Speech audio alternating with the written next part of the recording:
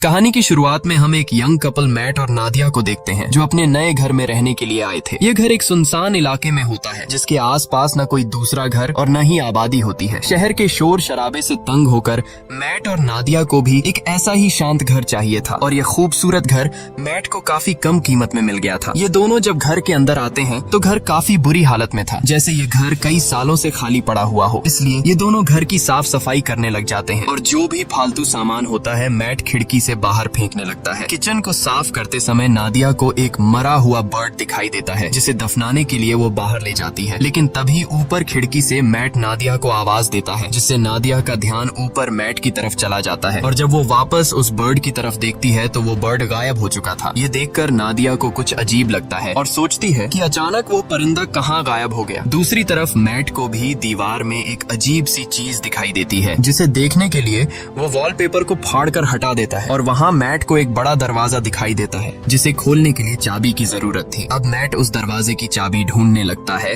और उसे बाहर फेंकी गई कबाड़ में चाबी मिल जाती है, जिसके बाद वो चाबी को दरवाजे के होल में डालकर दरवाजा खोल देता है। यहाँ नादिया भी पहुँच जाती है। ये दोनों देखते हैं कि अंदर एक काले गहरे अंधेरे वाला कमरा है और जैसे ही ये दोनों उस कमरे के अंदर जाते हैं तभी बाहर की लाइट्स अचानक ब्लिंक करने लग जाती हैं। ये देखकर इन दोनों को कुछ गड़बड़ महसूस होती है और इस प्रॉब्लम को दूर करने के लिए मैट कहता है कि हमें एक इलेक्ट्रिशियन को बुलाना चाहिए। ये कहकर वो वहाँ से चला जाता है और नादिया उस रूम के पास अकेली रह जाती है। नादिया अब सोचती है कि उसे इस रूम में जाना चाहिए या फिर नहीं, लेकिन फिर नादिया को कुछ अजीब सा डर महसूस होता है, इसलिए वो भी मैट के पीछे चली जाती है। इस तरह से रात गुजर जाती है और अगले दिन नादिया एक इलेक्ट्रिशियन को कॉल करती है। कुछ देर बाद लाइट्स ब्लिंक होने की प्रॉब्लम को दूर करने के लिए एक इलेक्ट्रिशियन आता है जो कि घर की लाइट्स को चेक करते हुए नीचे बेसमेंट में पहुंच जाता है और वहाँ का नजारा देखकर वो हैरान रह जाता है क्योंकि पूरा का पूरा बेसमेंट बिजली के वायर्स से भरा पड़ा था और कोई भी ऐसा कोना नहीं था जहाँ पर वायर्स ना हो। ये वायर्स काफी पुराने जमाने की लग रही थी और इलेक्ट्रिशियन भी कहता है कि मैंने आज तक इस तरह की चीजें कभी नहीं देखी। खैर, इलेक्ट्रिशियन जैसे तैसे करके घर की लाइट चालू करके जाने लगता है और जाते समय वो मैट से कहता है कि आखिर तुमने यह घर क्यों खरीदा? इस घर के पहले मालिक का मर्डर इसी घर में हुआ था और उस दिन के बाद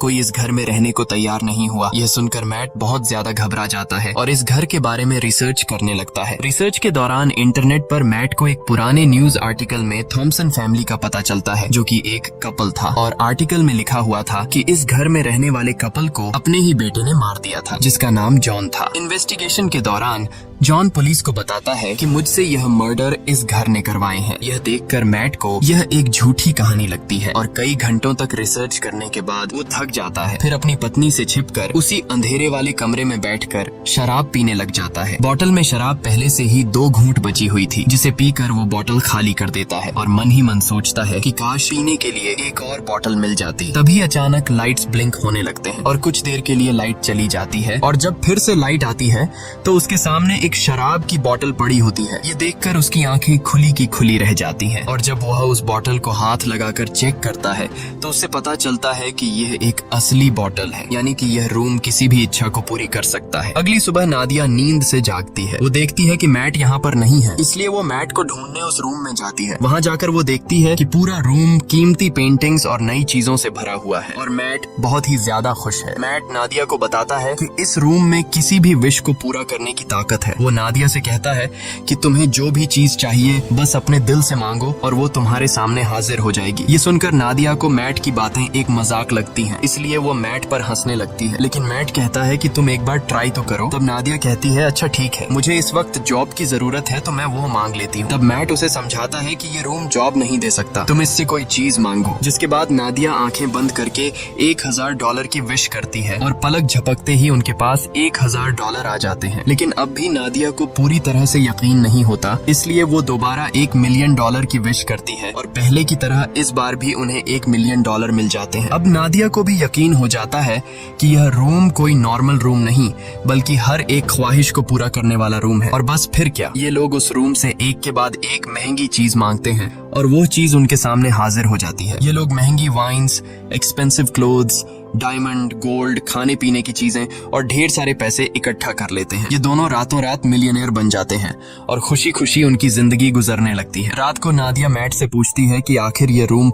उनकी इतनी सारी विशेस कैसे पूरी कर रहा है, लेकिन मैट कहता है कि हमें इस बारे में बिल्कुल भी नहीं सोचना चाहिए, हमें बस एंजॉय करना है। इस तरह से ये दोनों अगले कई दिनों तक अपनी जिंदगी बिलियनर्स की तरह गुजारते हैं। हर बार जब भी उनकी कोई विश होती तो लाइट्स टिमटिमाती और उनकी सारी ख्वाहिशें बेसमेंट में बने उस रूम में तुरंत पूरी हो जाती। ये दोनों डांस करते हैं, पार्टीज करते हैं और खूब मजे लेते हैं। लेकिन उनकी यह चमक दमक वाली जिंदगी अब कुछ ही दिनों की मेहमान थी और अब उनके बुरे दिन शुरू होने वाले थे। वैसे तो यह रूम हर एक चीज दे सकता था, पर एक चीज जो इन दोनों की जिंदगी की सबसे बड़ी ख्वाहिश थी और वो चीज उन्हें रूम दे भी सकता था, लेकिन ये दोनों रूम से उस चीज को मांगने के लिए तैयार नहीं थे। और वो चीज कुछ और नहीं बल्कि एक बच्चा था। एक दिन मैट नादिया को बच्चे का एक झूला गिफ्ट करता है, जो कि इस बात का इशारा था कि हमें बच्चे के लिए ट्राई करना चाहिए। मैट नादिया को समझाता है कि हमें एक बार फिर से कोशिश करनी चाहिए, लेकिन नादिया इसके लिए तैयार नहीं होती, क्योंकि पहले भी उसके 2 मिसकैरेजेस हो चुके थे। अब नादिया परेशान हो जाती है। काफी देर तक सोचने के बाद वो इस रूम में जाकर एक बच्चे की विश करती है और बच्चा उसे मिल भी जाता है। जब मैट आकर नादिया को बच्चे के साथ देखता है तो वो बहुत गुस्सा हो जाता है और नादिया को डांटने लगता है कि तुम्हें बिना परमिशन के बच्चे को नहीं लेना चाहिए था। इस बात पर इन दोनों के बीच काफी देर तक बहस होती है। नादिया कहती है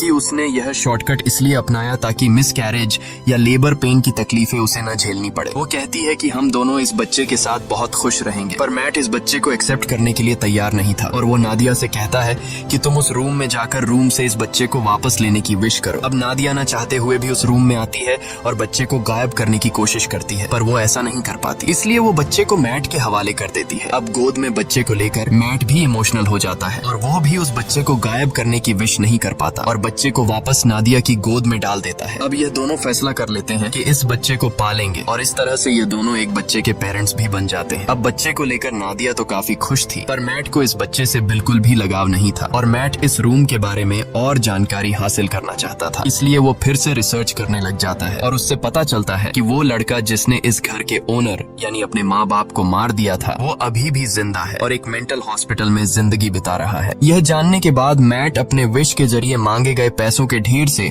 कुछ पैसे अपनी पॉकेट में रखता है और जॉन से मिलने के लिए निकल पड़ता है। हॉस्पिटल पहुंचने के बाद नर्स मैट से पूछती है, क्या तुम एक रिपोर्टर हो, क्योंकि पिछले 45 सालों से जॉन के लिए कोई भी परिवार का बंदा नहीं आया। ये सुनकर मैट झूठ बोल देता है कि मैं भी एक रिपोर्टर हूँ। कुछ देर बाद जॉन आता है। जॉन बूढ़ा हो चुका था और जॉन पीछे वाले टेबल पर बैठकर मैट से कहता है, मुझे तुम्हारा ही इंतजार था। ये सुनकर मैट को कुछ अजीब लगता है और वो डायरेक्ट जॉन से पूछता है कि तुम इस रूम के बारे में क्या जानते हो और तुमने अपने मॉम डैड को क्यों मारा। तब जॉन कहता है कि मैंने अपने पेरेंट्स को नहीं मारा, बल्कि उस रूम ने मुझसे यह करवाया। इसके बाद जॉन मुस्कुराते हुए कहता है, मुझे पता है कि तुम अभी मजे कर रहे हो, खूब खाना पीना, महंगे कपड़े और एंजॉय, लेकिन जल्द ही इसकी कीमत तुम्हें चुकानी पड़ेगी। और जॉन मैट से कहता है, जितनी जल्दी हो सके इस घर को छोड़ दो। मैट को जॉन की दिमागी हालत ठीक नहीं लगती, इसलिए वो उसे वहीं पर छोड़कर घर लौटने लगता है। रास्ते में वो पेट्रोल पंप पर गाड़ी में पेट्रोल डालने के लिए गाड़ी खड़ी करता है। पेट्रोल डलवाने के बाद जब मैट एम्प्लॉई को पैसे देने के लिए जेब में हाथ डालता है तो उसके हाथ में पैसों की जगह राख निकलती है। यह देखकर वो परेशान हो जाता है और दूसरी जेब से एम्प्लॉई को पैसे पकड़ाकर सीधे घर पहुंचता है और सोचने लगता है कि जाते हुए उसने ढेर सारे पैसे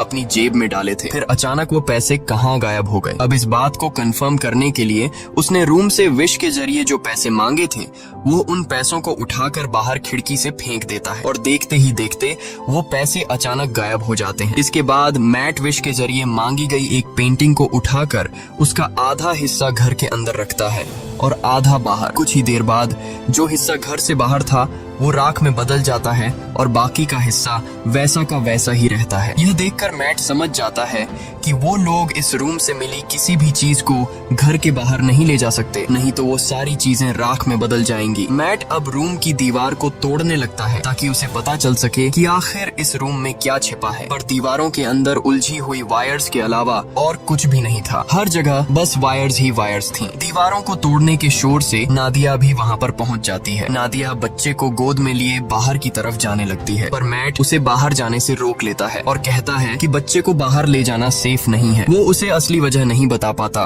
मगर खुद उसे पता चल चुका था कि जो कुछ भी उस कमरे से विश के जरिए मांगा गया है, उसे यहाँ से बाहर निकालने पर वो खत्म हो जाएगा। लेकिन मैट के मना करने के बावजूद भी नादिया बच्चे को बाहर ले जाती है। बाहर ले जाते ही बच्चा जोर जोर से रोना शुरू कर देता है और उसका कलर बदलने लगता है। यह देखकर नादिया भी चिल्लाने लगती है। नादिया की आवाज सुनकर मैट दौड़कर उसके पास जाता है और दोनों को उठाकर घर के अंदर ले आता है। और अब हम देखते हैं कि वो छोटा बच्चा अब छोटा बच्चा नहीं रहा, बल्कि वो कुछ ही सेकंड में 8 साल का लड़का बन चुका था। यहाँ मैट नादिया को सारी सच्चाई बता देता है कि वो रूम हमारी हर विश को पूरी कर सकता है, पर हम उसकी दी हुई चीजों को घर से बाहर नहीं निकाल सकते, वरना वो चीजें पुरानी होकर राख में बदल जाएंगी। ये सुनकर नादिया को बहुत दुख होता है और अब ये दोनों डिसाइड करते हैं कि इस बच्चे को घर में ही रखेंगे, कभी भी बाहर जाने नहीं देंगे, नहीं तो वो मारा जाएगा। इस तरह से दिन गुजरते हैं। नादिया बच्चे को घर के अंदर ही सब चीजें सिखाती है। वो उसे अपना बेटा मानती है और इस बच्चे का नाम रखती है शेन। शेन बाकी बच्चों से काफी अलग था। वो किसी की भी बात नहीं मानता और न ही उस पर किसी बात का असर पड़ता। उसकी हरकतें बिल्कुल भी बच्चों जैसी नहीं थी। खाने के दौरान वो बर्फ खाया करता था, लेकिन इन सब हरकतों के बावजूद भी नादिया शेन से बहुत ज्यादा प्यार करती थी। नादिया शेन को समझाती है कि वो घर के बाहर नहीं जा सकता, क्योंकि बाहर खतरनाक लोग हैं जो उसे मार देंगे। ये सुनकर शेन बहुत मायूस हो जाता है और घर के अंदर कभी खिड़की तो कभी दरवाजे से बाहर की दुनिया देखता है। नादिया जब भी घर से बाहर निकलती या फिर घर के अंदर आती, तब वो दरवाजे में ताला लगा दिया करती ताकि शेन घर से बाहर ना निकल सके। एक दिन जब शेन घर में स्नो ग्लोब से खेल रहा था, तभी वहाँ पर मैट आता है। अब क्योंकि मैट को शेन से बिल्कुल भी लगाव नहीं था, इसलिए वो शेन को डांटता है कि तुम्हें यहाँ पर नहीं खेलना चाहिए। डर के मारे शेन के हाथ से स्नो ग्लोब नीचे गिरकर टूट जाता है। शेन को मैट के इस बर्ताव से बहुत दुख होता है। रात को शेन उन दोनों के कमरे के पास जाकर चुपके से नादिया और मैट की बातें सुनने लगता है। वो दोनों उस रूम के बारे में बातें करते हैं। ये सुनकर शेन को शक होने लगता है कि जरूर उस रूम में कुछ ऐसा है जिससे मैं अनजान हूँ। वो सोचता है कि पता नहीं यह दोनों मुझे क्यों घर से बाहर नहीं जाने देते और उस रूम से दूर रहने को कहते हैं। इसलिए शेन टॉर्च उठाकर घर की जांच पड़ताल करने लगता है और आगे बढ़ते हुए वो सीधा बेसमेंट तक पहुंच जाता है, जहां ढेर सारी उलझी हुई वायर्स थी। उन सब से गुजरते हुए आखिरकार वो उस रूम तक पहुंच जाता है और यहाँ उसे सारा राज पता चल जाता है। रात भर पूरे घर में लाइट्स ब्लिंक होती रहती हैं, पर मैट और नादिया नींद में होने की वजह से कुछ नोटिस नहीं कर पाते। अगली सुबह जब मैट की आंख खुलती है तो उसे अपने बगल में एक नया स्नो ग्लोब पड़ा हुआ दिखता है और इसके साथ ही टूटा हुआ ग्लोब कुछ दूरी पर उसे दिखाई देता है। ये देखकर वो परेशान हो जाता है कि आखिर ये नया ग्लोब किसने बनाया। मैट सीधा नादिया के पास जाता है और उसे जगाकर पूछता है कि क्या तुमने इस ग्लोब को उस रोम से विश करके मांगा, जिस पर नादिया कहती है नहीं, मैंने इस ग्लोब की विश नहीं की। तभी उसी वक्त लाइट्स को ब्लिंक होता देखकर वो समझ जाता है कि ये सारा काम शेन का है। ये दोनों तेजी से उस रूम की तरफ भागते हैं और वहाँ जाकर ये दोनों हैरान रह जाते हैं। अब क्योंकि शेन को घर से बाहर जाने नहीं दिया जाता था, इसलिए वो दिल में बाहर जाने की इच्छा रखते हुए उस रूम से खुद के लिए एक बहुत बड़ा आउटडोर एरिया मांग लेता है, जहाँ एक खुला आसमान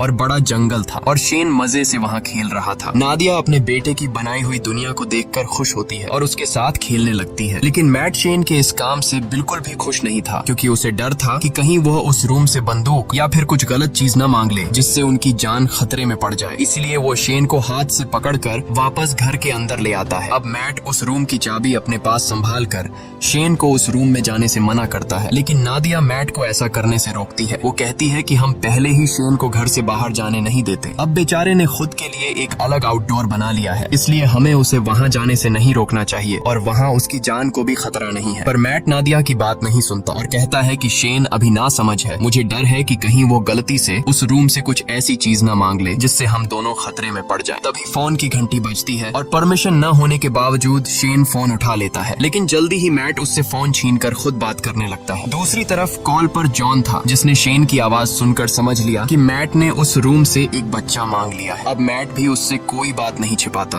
और कहता है कि हम इस बच्चे से अपनी जान कैसे छुड़ाएं। इधर किचन में रखे दूसरे फोन से नादिया इन दोनों की सारी बातें चुपके से सुनने लगती हैं। जॉन उसे अपनी सच्चाई बताता है कि मैं भी उस रूम से विश के जरिए मांगा गया हूँ। वो बताता है, मैंने अपने पेरेंट्स को इसलिए मारा क्योंकि मुझे भी बाहर की दुनिया देखनी थी, लेकिन जब मैं घर से बाहर निकलता तो मेरी उम्र बढ़ने लगती। और जब मैंने रूम से पूछा तो उसने मुझे बताया कि अगर तुम्हें इस घर से बाहर निकलना है तो तुम्हें उस इंसान को मारना होगा जिसने विश करके तुम्हें मांगा है। इसीलिए मैंने विश करने वाली औरत को मार दिया और उसके साथ उसके हस्बैंड को भी मार दिया। यही वजह है कि आज मैं जेल में हूँ। वो मैट को बताता है कि मेरी और शेन की कहानी एक ही है। अगर तुम्हें शेन को बचाना है और उसे बाहर की दुनिया दिखानी है तो तुम्हें उस इंसान को मारना होगा जिसने शेन को विश करके मांगा था। अब अगर शेन को विश करके तुमने मांगा है तो तुम्हें अपनी कुर्बानी देनी होगी, और अगर तुम्हारी वाइफ ने शेन को मांगा है तो फिर तुम्हें उसे मारना होगा। और ये सारी बातें दूसरी तरफ कॉल पर नादिया भी सुन रही थी। नादिया ये सारी बातें सुनकर बहुत ज्यादा दुखी हो जाती है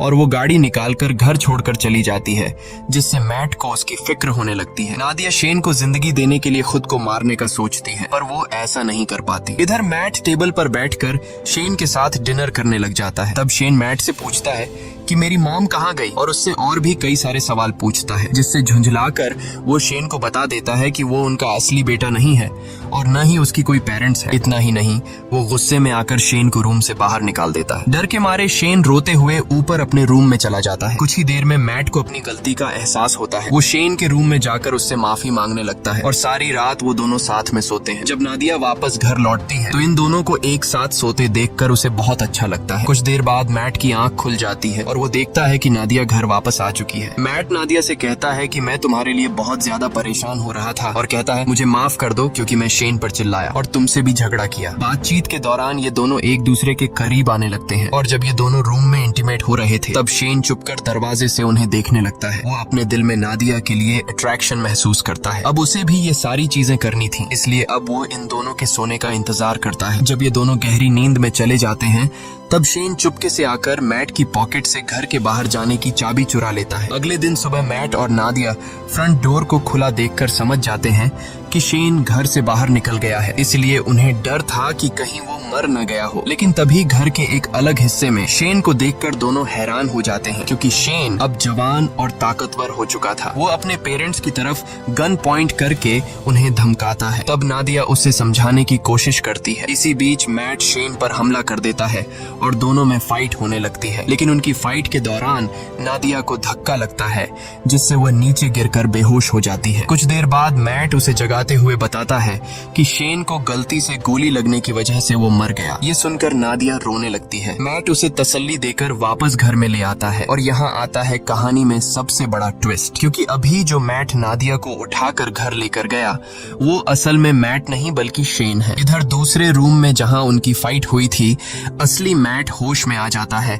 और पूरे घर में अपनी वाइफ की तलाश करता है। तभी लाइट्स को फिर से टिमटिमाते देखकर वो उस रूम की तरफ जाता है, पर वहाँ भी उसकी वाइफ नादिया मौजूद नहीं थी। इधर नादिया को बिल्कुल भी खबर नहीं थी कि इसके साथ बैठा हुआ आदमी मैट नहीं बल्कि शेन है। लेकिन नादिया को भी मैट में कुछ बदलाव नजर आता है, और जल्द ही उसकी बर्फ खाने की आदत से नादिया को पता चल जाता है कि ये मैट नहीं बल्कि शेन है, जिसने रूम से विश करके अपने आप को मैट का रूप दे दिया है। दूसरी तरफ असली मैट समझ जाता है कि वो अकेला इस घर में फंसा है। शेन ने उसकी वाइफ को इस घर से किसी दूसरे घर में विश के जरिए शिफ्ट कर लिया है। अब वो इस घर से बाहर निकलने के लिए पूरी ताकत लगाकर दीवार को तोड़ने लगता है, और आखिर सारे वायर्स को पार करके वो उस रूम तक पहुंच जाता है, जो कि अब एक जंगल था जहां ढेर सारे ऊंचे ऊंचे पेड़ थे। वहां जाकर मैट को पता चलता है कि शेन ने रूम का यूज करके इस जगह को काफी बड़ा कर लिया था, और वहां शेन ने उन्हीं की तरह एक डुप्लीकेट घर भी बना लिया था। वो यह भी समझ चुका था कि शेन ने उसका रूप नादिया को किडनैप करके इस डुप्लीकेट घर में रखने और अकेले में उसके साथ फिजिकल होने के लिए किया था। ये ख्याल आते ही अपनी बीवी को वापस पाने के लिए मैट उस जंगल में दौड़ते हुए फाइनली उस डुप्लीकेट घर के अंदर पहुंच जाता है, जहां शेन नादिया के साथ जबरदस्ती करने की कोशिश कर रहा होता है। मैट को अंदर आते देखकर शेन फिर से लड़ाई के लिए तैयार हो जाता है। अब यहाँ नादिया भी पहचान नहीं पाती कि असली मैट कौन सा है, क्योंकि वो दोनों बिल्कुल सेम टू सेम थे। और यहाँ ये दोनों नादिया से कहते हैं कि मेरे साथ चलो। अब नादिया समझदारी से काम लेते हुए शेन का नाम लेती है, जिसे सुनते ही शेन उसकी तरफ देख लेता है और नादिया को समझ आ जाता है कि यह शेन है, जिसके बाद वो शेन को धक्का देकर नीचे गिरा देती है। जमीन पर गिरते ही वो अपने असली रूप में आ जाता है। उधर मैट और नादिया रूम से बाहर निकलने की कोशिश करते हैं पर निकल नहीं पाते, क्योंकि शेन ने रूम से उनके इसी घर में फंसे रहने की विश मांगी हुई थी। लाख कोशिशों के बाद भी जब वो लोग घर से नहीं निकल पाते तो मैट रुक जाता है और वहाँ से निकलने का कोई तरीका सोचने लगता है। यहाँ मैट होशियारी से एक ऐसी विश करता है कि हम दोनों का नया रूप इस घर के अंदर ही रहे और हमारा असली रूप इस घर से बाहर चला जाए। तभी अचानक वहाँ पर शेन भी आ जाता है और मैट को चाकू घोंपकर मार डालता है। इसके बाद वो नादिया को समझाने लगता है कि तुम मैट को भूल जाओ और मेरे साथ रहो। लेकिन इन्हीं बातों के दौरान उसे एहसास होता है कि यह दरअसल मैट और नादिया के क्लोन है, जबकि असली मैट और नादिया दौड़कर रूम के बाहर जंगल की तरफ भागते हैं। यह देखकर शेन बहुत गुस्सा हो जाता है और तेजी से उनके पीछे दौड़ने लगता है। यहाँ यह दोनों असली घर में पहुंच जाते हैं। जब शेन भी असली घर में पहुंचता है तो वो दौड़कर मैट पर अटैक कर देता है, लेकिन यहाँ मैट समझदारी से काम लेते हुए शेन को कसकर पकड़कर अपने साथ घर से बाहर निकाल लेता है। शेन अपनी जान को खतरे में देखकर वापस दरवाजे की तरफ भागता है, पर अंदर घुसने से पहले ही नादिया दरवाजा बंद कर लेती है। अब यहाँ शेन नादिया को बहकाने की कोशिश करता है। वो कहता है, प्लीज मॉम, मेरे लिए दरवाजा खोल दो। लेकिन नादिया अब समझ चुकी थी, इसलिए वो रोते हुए शेन को बूढ़ा होते देखती है। धीरे धीरे उसकी बॉडी गलने लगती है और आखिर में वो राख में बदल जाता है। नादिया उसके पास आती है और उसकी बॉडी से बनी हुई राख को हाथ में उठाकर रोने लगती है, क्योंकि नादिया ने उसे अपना बेटा माना था। इसके बाद मैट नादिया के पास आता है और दोनों एक दूसरे को गले लगा लेते हैं। अब सीन शिफ्ट होता है और हमें कुछ महीने बाद का सीन दिखाया जाता है, जहां मैट और नादिया एक छोटे से घर में सेटल्ड हो जाते हैं और सुकून से रहने लगते हैं। पर थोड़े ही दिनों बाद नादिया डरते हुए अपना प्रेगनेंसी टेस्ट करती है और रिपोर्ट पॉजिटिव आती है, यानी अब इन दोनों का खुद का एक बेबी आने वाला है। इसी के साथ ये कहानी खत्म हो जाती है। अगर आपको ये वीडियो अच्छी लगी हो तो हमारे चैनल को सब्सक्राइब और वीडियो को लाइक जरूर कीजिएगा।